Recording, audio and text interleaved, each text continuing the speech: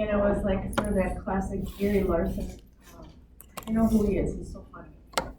And he had a cartoon that was clearly surgery. There was like 4 surgeons around the body. And I go, how many people vote for 2 chambers of the heart?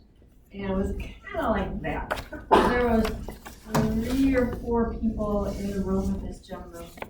He had right ankle swelling, right knee swelling, pretty hot looking stuff. And I was probably a kid at the time, so I could check the date. And people were like, oh, I wonder what it is. And I said to the patient, I said, what do you think it is? She says, I think it's the gout. And that's when I learned to call it the gout. And that's what I thought. Patients usually know what's going on, by the way. So we did some of the lab work, and this is what came back. I can't see people. So let me do this. Let me walk over here. Everything over is flat.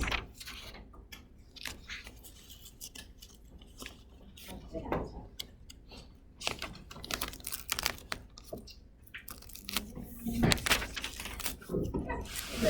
Okay, so we did lab work, and we did kind of the classics. We did comprehensive metabolic panel and a UA. We could get by with so much more in the early days, and a CBC. Which again, maybe I still read. I thought it was the gout. I guess we haven't talked about the gout yet, but we will. So I'll work backwards in time here. The SID rate was 124. So early in the morning or not. Normal or not? Not. Not normal. Significant or not? Significant. Very significant or not? Very. It's above 100. It is. Anything over 100 is like peak. So that's high. No, that would be mean. For a 72-year-old man, what should it be? That would encounter math. So less than that, plus that. CBC, he's anemic. Again, without writing all this stuff down. Anemic enough. So his slight, his hemoglobin is 13.7, which is too low for a fellow. But normochromic normocytic. So it's not too early for this question. What do you guys think about normochromic normocytic anemia? We don't care for it, do we? So, would probably like to go backwards in your head. Seems tough. Okay. Remember from ClinCath 1 the 4 things that can cause normochromic normocytic Aplastic. anemia? Plastic. Aplastic. That's okay. Kidney disease, hypothyroidism, myelofibrosis. Okay. So. Keep those in the back of your head there for a moment in time. His urine is fine. Everything's fine. Nothing wrong with that. His comprehensive metabolic panel, his uric acid, 7.9, which is normal for us. Our top end is 8.5. So his uric acid is fine. I'm going to come back to that number. He has blood urea nitrogen, a little bit high at 30. Our top end is 25. A little bit high. An arrow there for you. His creatinine is 2.3. That's too high. Our top end is 1.6. And his total iron was low at 33. Our bottom end is 40. And that's about it for this guy. So here's a patient who thinks he has the gout. Looks like he has the gout because his right ankle was red hot, swollen, very tender. Same thing with the knee. But the uric acid is not elevated. So what is your thought on that? As I have this coffee. Keep asking for rules. Another arthritis? Arthritis, yeah. But why? So if the patient says he thinks it's gout, and clinically it looks like gout, and we're all thinking, well, uric acid is gout, but it's not high. What are we thinking? What are 2 questions you want to ask the patient? Do this probably quickly when we did kidney function test, whatever day that was. Aspirin and, yeah, aspirin and vitamin C. Good job, Lou. So, yeah, that's your question. It looks like gout. Patient says, I think it's the gout. Uric acid doesn't come back nice and high for you. You've got a high sed rate, which is consistent with gout. We say to him, you take an aspirin? He goes, you bet, this thing hurts.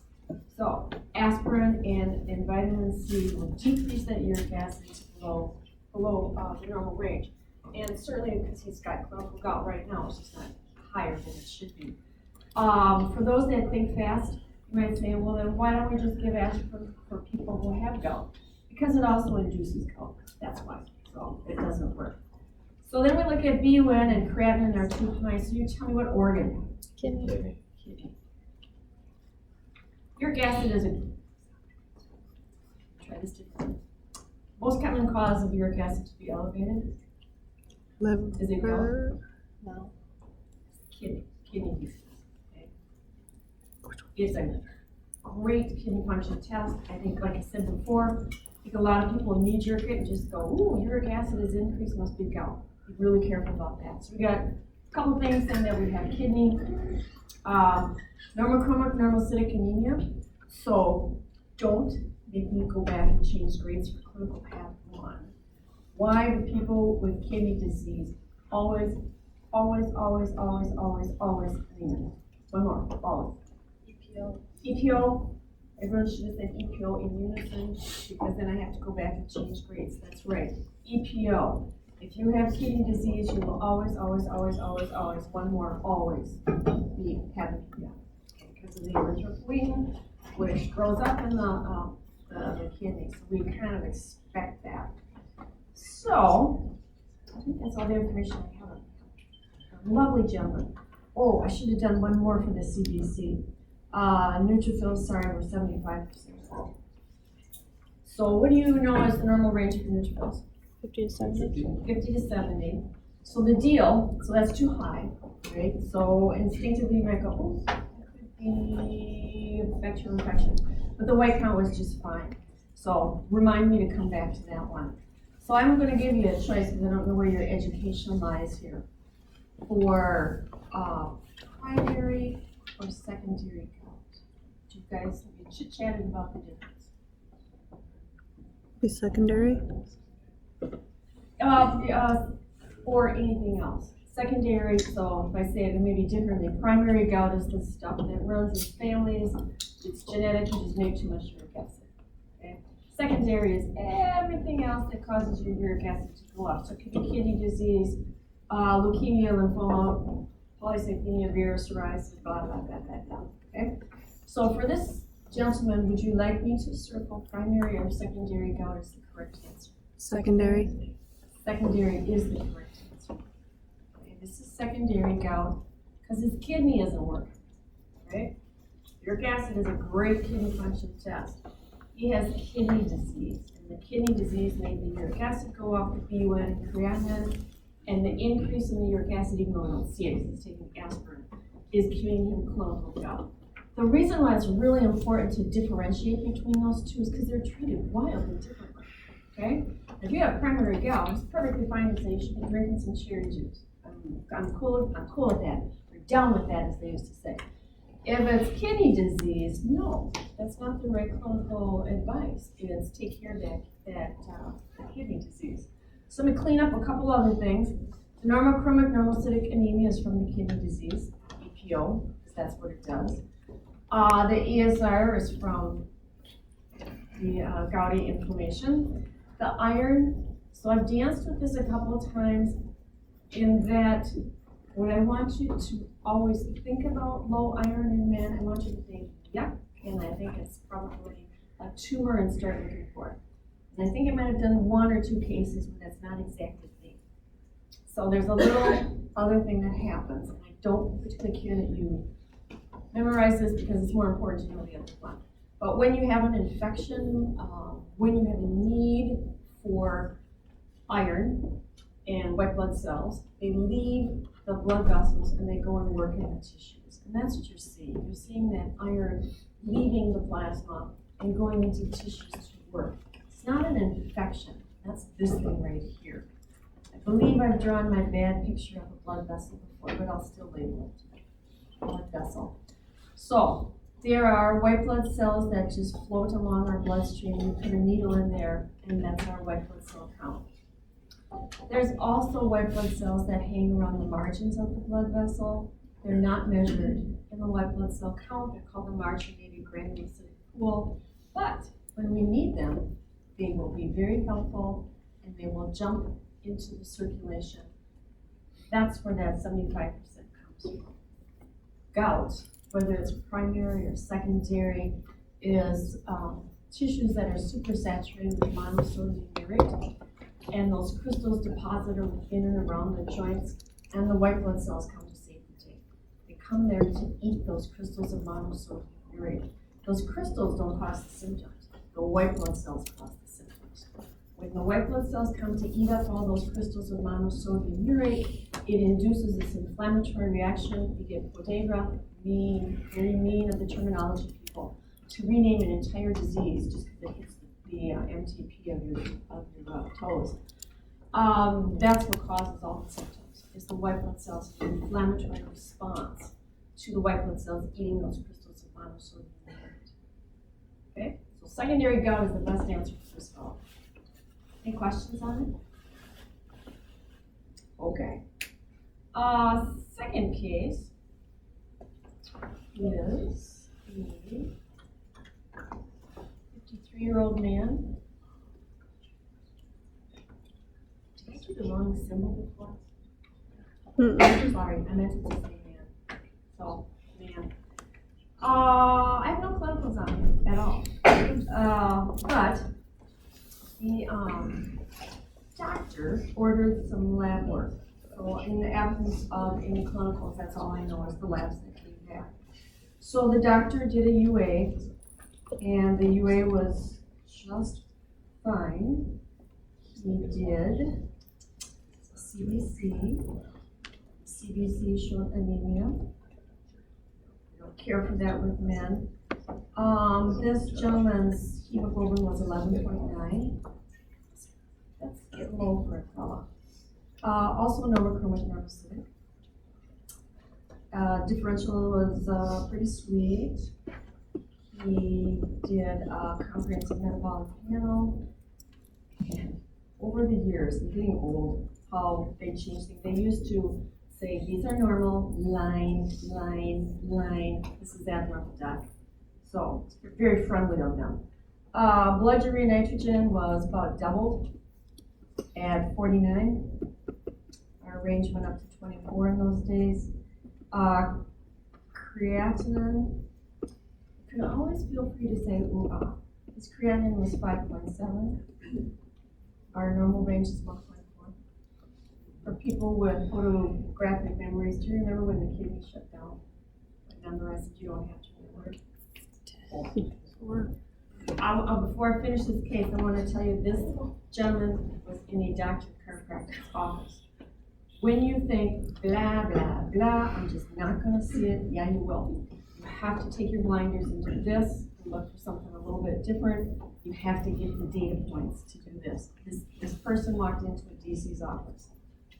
Phosphorus is 4.6. Our top end is 4.2. Everything else is just kind of crumbs there. So a couple things. And the BUN and creatinine are kidney function tests, because you just told me that. The anemia, normochromic, normocytic, if the kidney function tests are off, that's all the EPO show. Phosphorus a little bit high, you want to take a shot at that. This is all screaming kidney. The kidney for hypercalcemia or The hyperparathyroidism? kidney can't filter out the phosphorus. Yeah. Yep. And kidney that's healthy can get rid of phosphorus all day long.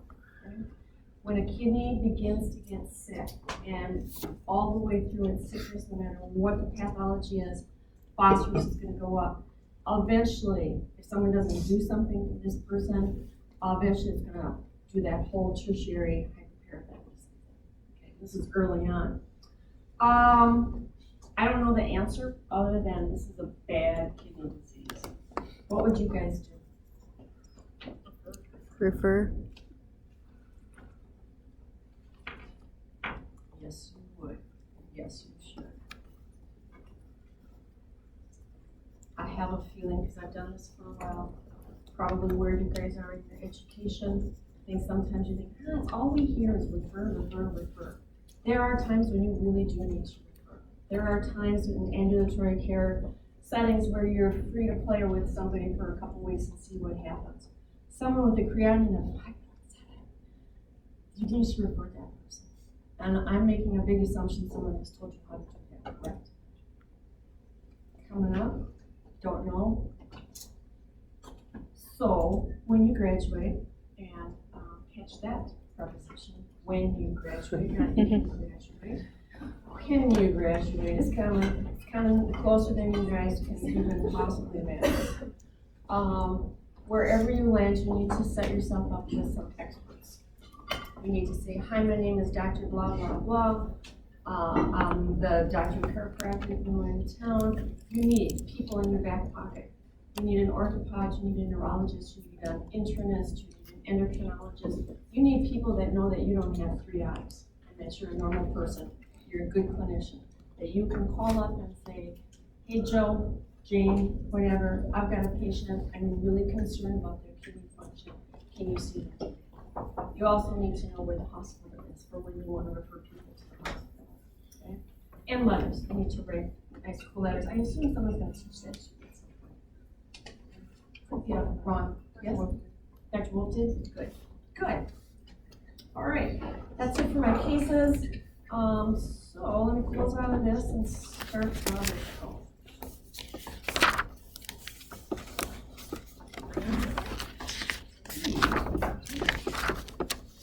We are on arthritis. Wait a minute, over. Arthritis, whatever. I think we're on psoriatic. I can't remember. Oh, Felty syndrome. So Felty syndrome is,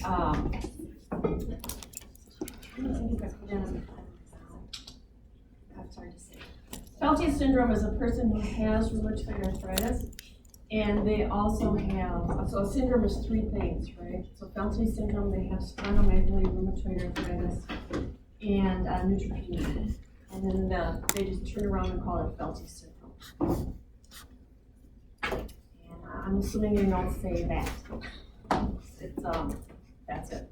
Okay. So, psoriatic arthritis. Psoriatic arthritis is rheumatoid-like. So I think if you want to confuse psoriatic arthritis with anything, I guess I'd probably confuse it with rheumatoid arthritis because it's inflammatory in nature. It's also autoimmune in nature, just like rheumatoid arthritis is. But it hits a completely different part of your hand. And then there's psoriasis on top of it. So, it's not too confusing. This is the first time HLA-B27 is going to rear its head. There's 3 times, okay? So I'm going to get to the labs in just a second here, but HLA-B27 is present in roughly about a third or so. So, psoriasis, you can have skin psoriasis and psoriatic arthropathy, okay? If you have just skin psoriasis, about 5% of those people will get psoriatic arthropathy. If you have nail disease, so you have psoriasis of your fingernails, 90% of those patients will have psoriatic arthritis or arthropathy. So I'll show you a picture of it. Excuse me. So, this is psoriasis of the fingernails. This is far, far advanced. Usually you see something a little bit different. But if you see psoriasis of the fingernails, that person is 90% chance that they have psoriatic arthropathy. You should be all looking for it. It's a great slide. I love this slide for a couple of things. First of all, it's the dip. So if you wanted to confuse psoriatic arthritis with rheumatoid arthritis, psoriatic arthritis likes your dips. Okay, so you're kind of back to where OA likes the dips too. Rheumatoid arthritis, they don't particularly care about the dips. They like the dips and the MCPs and the wrists and stuff like that. So it likes the dips, and it likes it in an inflammatory way. So I don't know if you can see it, might be kind of bright in here, but it's swollen, it's reddened, and it's the dip. And if you look at the fingernail, right in through there, psoriatic arthritis of psoriatic arthropathy of the fingernails looks like somebody with a very small drill, like maybe an elf, with a very small drill, drills little teeny tiny holes. What does that remind you of Saturday Night Live? Little teeny tiny. No, you guys are too young. Yeah, you're too young. It looks like somebody, Roseanne was Roseanne. Yep, no, too young. You should look it up, guys. But not too young. Here's Josh. He's watching Disney. He told me yesterday he got Disney Plus. He's having a big show. So if you see those little teeny tiny holes there, that's nail involvement with psoriasis. 90% of those people have psoriatic arthritis. This is a great slide because it's got it all in one. Kind of the same thing, a little bit harder to see, same person.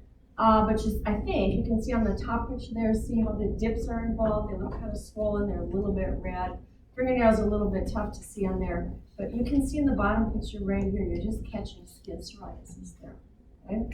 And skin psoriasis, if you haven't, the dermatology is 27, that's skin psoriasis. That's extensive. It's the same thing in patients.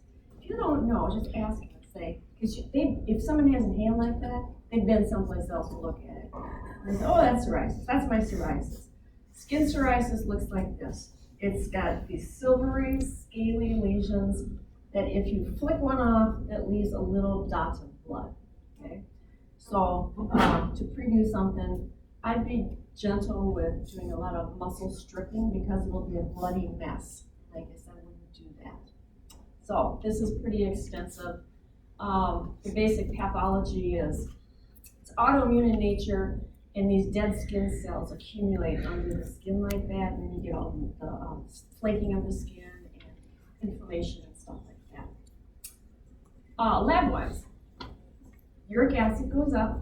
Uric acid goes up for 3 reasons, right? So increased intake, which is almost never, kidney disease, which is the most common, and then increased cell with nuclei or increased cell turnover. So this is the increased cell turnover. So you got all these cells that are dying and then accumulating under the skin. So that's where the uric acid comes from. HLA-B27 is about a third of these people. You guys familiar with the HLA system from somewhere? Yes? Okay. So HLA-B27, about 35% or so of persons with psoriatic arthropathy will be HLA-B27 positive. If you're confused, is this rheumatoid or not? These people would be negative for rheumatoid factor. If it's an acute case like that foot a couple slides back, SID rate might be elevated. Those are kind of the big ones. Okay, that's that. Next is gouty arthritis. And gouty arthritis, I'm also going to assume you guys have chit-chatted about. Primary and secondary is really your job is to figure out. This is a person who has primary, which is genetic in nature. Their metabolism is such that there's overproduction of uric acid. It doesn't have to do with eating too much preformed purines. It's overproduction. It's just who your genes are. Secondary, there's a million causes of it. Okay? So kidney disease is kind of the big one there. If you look at primary gout for just a second, it's a guy thing.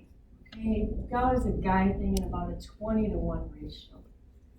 If you see gout in a woman, if it's going to be the primary stuff, it's postmenopausal period, and it's about 5% of women.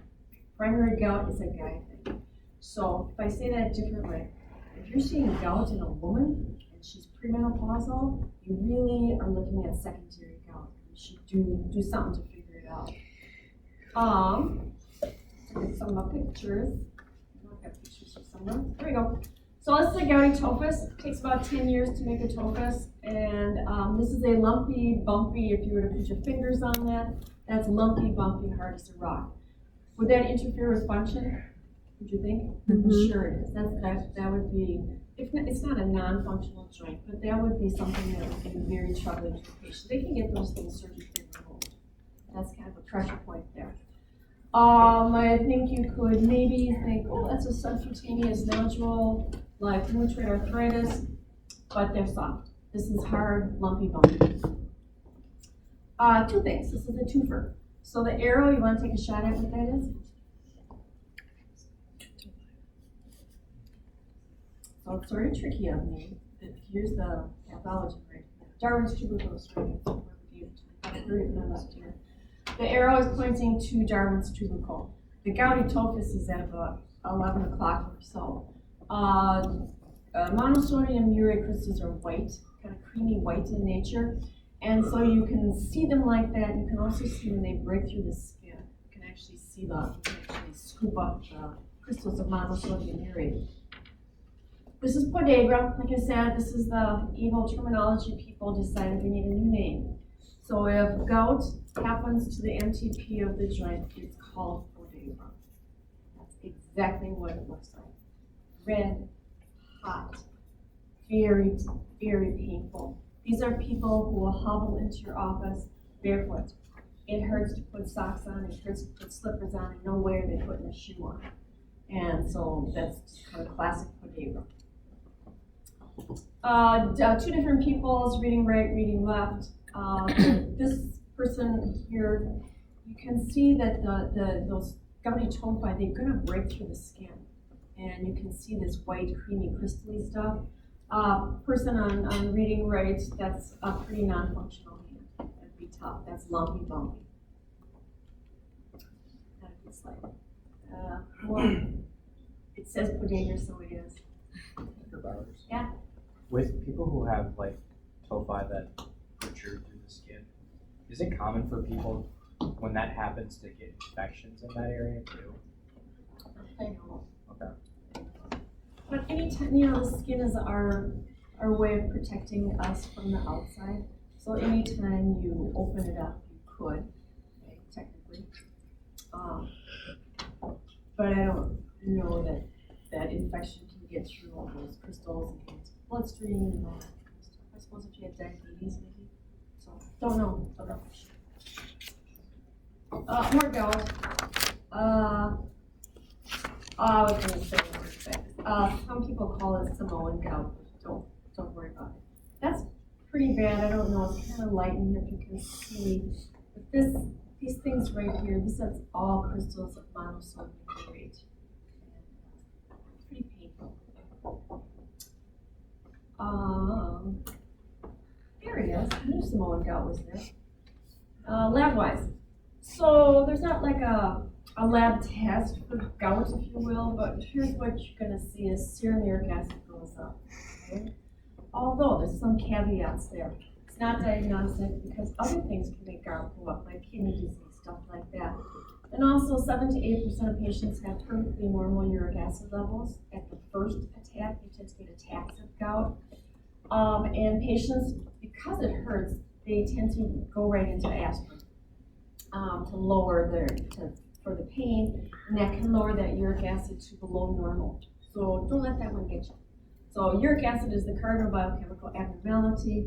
The leukocytosis, that's an acute attack. Those white cells come out there to eat up those crystals of monosodium urate. Sed rate during an acute attack should be nice and high because it's very inflammatory in nature. Joint fluid. So is crystals of monosodium urate form on a polarizing light microscope a certain way. And we used to be sort of, I don't know if anyone does it anymore, med students probably do. They go northwest, east, south, purple, yellow, not purple, blue and yellow type of a thing. But what we all kind of landed on is they are what we call strongly negatively birefringent. Why that's bolded is because pseudo-gout is going to be just the opposite. So a way to remember it for tired brains, I think, is the G in negative for gout, okay? Because the other ones are positively birefringent. So they're negatively birefringent. I want you to know that part. I don't care. I think I took it out of your notes. There used to be a mnemonic called UKPEB. Is it gone? I might have X'd it out because that was the whole purple thing. That's it for that. Just because I don't know if you guys have talked about it, cherry juice is really good for primary gout. You guys talked about it in our shooting class? So, it is. And it's not Bing cherries. I don't know what to do to a cherry to make it a Bing, but it's real regular cherries. And a million years ago, I had a student after this lecture came up and said, my dad has the gout. Does that really work? I said, yeah, it really does. I said, it's different between patients. So you can eat cherries, and some patients find if I just eat 3 cherries a day, and if you have no attacks, you can get 100% cherry juice. You can have maybe 4 ounces of it and see if that works. It's worth a shot. A relative of mine has really bad gout. We were at some picnic, and I said that, and to this day, and this is probably 30 years, he goes, cherry juice, and it keeps him from having an acute attack of gout. It's because cherry juice contains urease, and that urease is going to go after the uric acid. Now, just to be really, so we're all on the same page, cherry juice is for primary gout. It's not for secondary gout. Secondary gout, you figure out what the pathology is and treat it. Alrighty, chondrocalcinosis. So, because it's just not hard enough, it is called chondrocalcinosis. It used to be called pseudogout. I'm old, so I'm probably going to keep saying pseudogout. But now they want to call it calcium pyrophosphate dehydrated crystal deposition disease. I don't like to use 6 words when 1 works. So you can also call it CPPD disease if you want to. I don't care. I am assuming that's the preferred terminology the radiologist can probably say that. Do you have Dr. Manning this morning? Yes, Oh, see, I think it's Wednesday. I was hoping to do something so you could maybe catch her. So the deal with pseudogout is you have to wreck a joint. So osteoarthritis. If you live long enough, you're gonna get this. You're gonna get calcification. Lab-wise, so clinically, because you have a joint that's been degenerated, you get all the clinicals of osteoarthritis, or spondyloarthritis. Arthritis. Synovial fluid analysis, it's not really a good thing to do for this one. It would be consistent with inflammation, so white blood cells, neutrophils, blah, blah, blah. The crystals, though, they can take those crystals and throw them under a special microscope. These crystals are positively birefringent. So a way to remember that, you'd have to play with me in that I keep calling this pseudogout, so there you go. If you want to call it CPPD disease, I don't know what to do. But there's your PS for pseudogout. Okay? Or I suppose if you just remember negative is for gout, by default, positively birefringent is for pseudogout. Enough on that one. Septic joint. So, just a couple of things about septic arthritis. It's a medical emergency. So if you doze off, perk back up. This is a medical emergency. I've seen it a few times. The knee is kind of the biggest thing I've ever seen on this. And do you know why it's a medical emergency? In your classes in arthritis? So it is an infection, but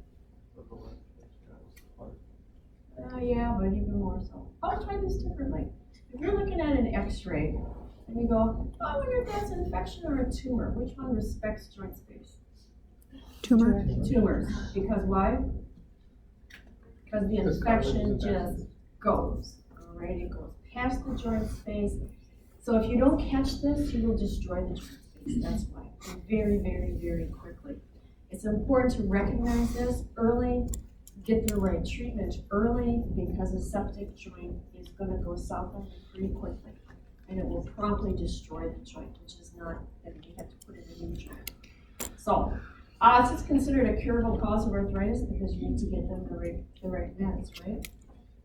So, you look at a couple of pictures. This looks really a lot like that picture I showed you on the beach towel. And so you get sort of this fusiform swelling, and this just happens to be on that joint.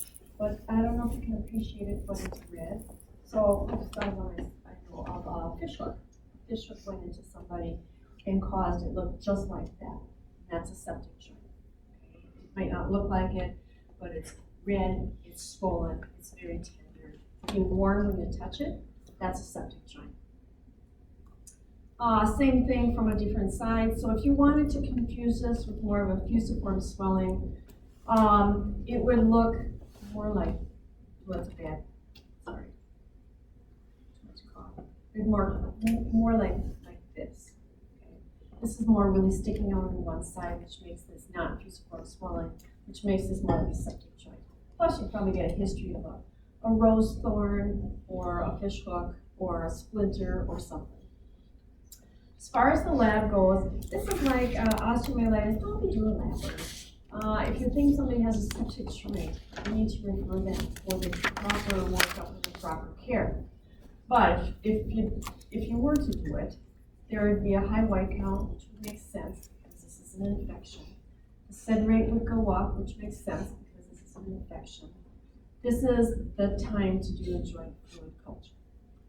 They would go in there, they would take out some of that joint fluid, they would look at it, they would check for the glucose, they would look at it under a scope, and they'd throw it on some plates to grow it. That's really the only remaining time left to do that. I feel like I was going to say something else. Oh well. It's a medical emergency. So if something's a medical emergency, I think it's a chiropractic emergency, and this is an immediate referral. Medically, they're going to assume that this is a septic joint. They're going to put them on antibiotics early. They're not going to wait for 24 or 48 hours for the cultures to come back because it will destroy the joint.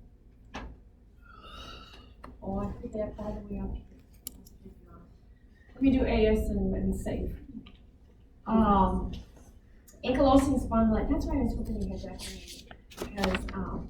because we're good friends, and so we like to go back and forth. She, what do you see that next sometime? She hates it when people call it cervical poking.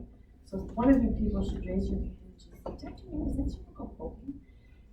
So answer your head carriage, I believe is the right word, but she just hates it. And every time I do this, usually we follow pretty closely in time, and it's pretty funny. So ankylosing spondylitis, as you know, all about ankylosing spondylitis. HLA-B27, that's the second time it comes. Okay, so the first time was psoriatic arthritis. This is the second time when we're talking about arthritis that B27 is going to come. B27, I'll get into a little deeper when we do the labs. This one's pretty high. So for ankylosing spondylitis and for writers, it's about 35%, something like that.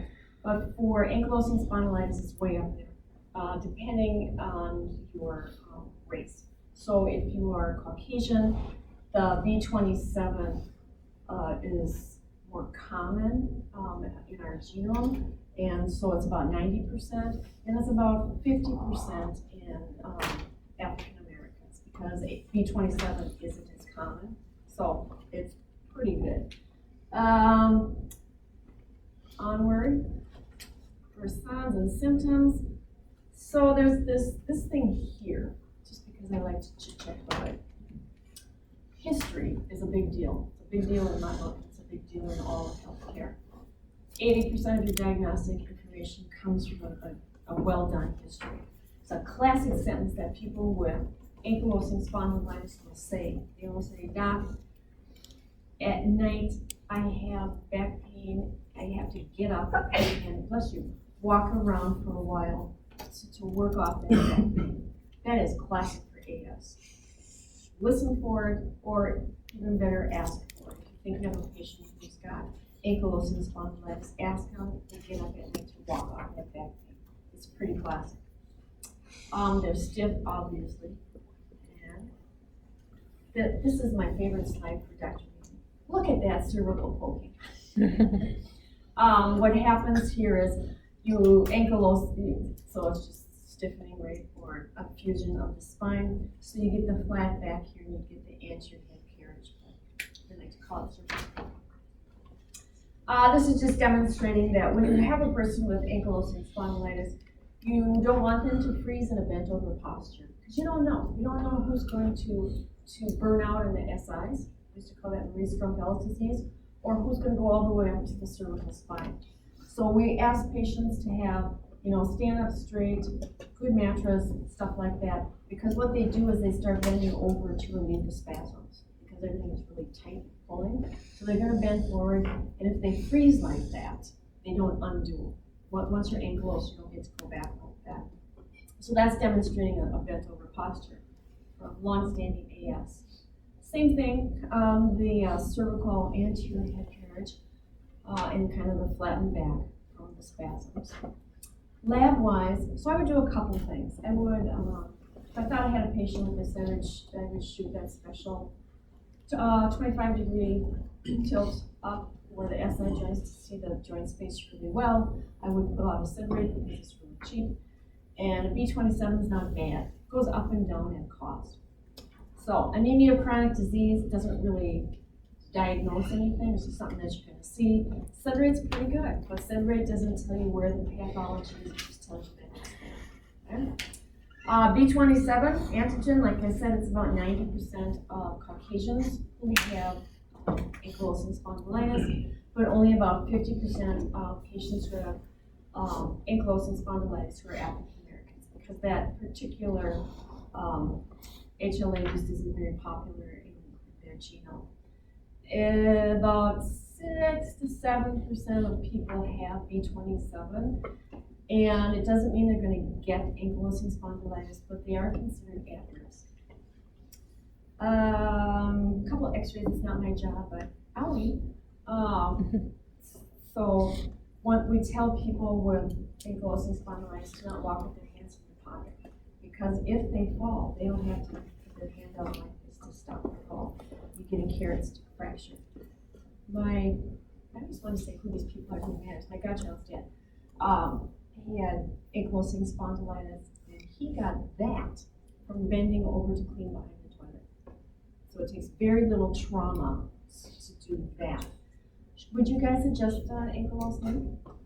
Well, if you're hearing pops, you're hearing bad things, you don't want to hear sounds, I wouldn't, because you're not actually moving. Completely ankylosed cervical spine.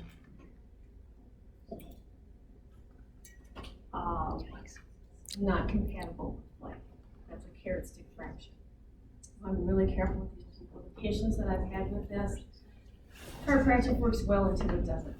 And I had a patient at Robbinsdale Clinic, just a young fellow, and he got great relief from chiropractic care, but he needed to be adjusted like 5 times a day. It's cost prohibitive. I didn't tell him to do this, but he worked in an auto place, I believe. He taught the guys there to give him anti-thoracic, sort of a bear hug deal like that. And towards the end, we'd take out a run down the hall and couldn't move him. So I discharged him from care because we couldn't help him anymore. Swimming was his best. So, quiz on Tuesday, for those that want it in. Quiz on Tuesday. The quiz, I'll give you like 20 minutes. I'm going to lecture too. And I'll do the old exam song. Save a tree. Save a tree. Save a tree. And the whole Wednesday thing, I gotta do some investigation, so we'll see. I'm having class sometime next week. I need to talk to a couple of doctors and see what the deal is. I know better than to move things around, but I'll let you know. But first, we're having a quiz. Calcium and kidney. Okay? There's one of my infamous study guides is a blank piece of paper, because you need to know all the serum calcium, serum phosphorus, 3 different primary, secondary, and tertiary. It's 25 questions, it's multiple choice. You think I would make a multiple choice test, that's easy, but I don't know, multiple choice. See you later today for our very last blood draw.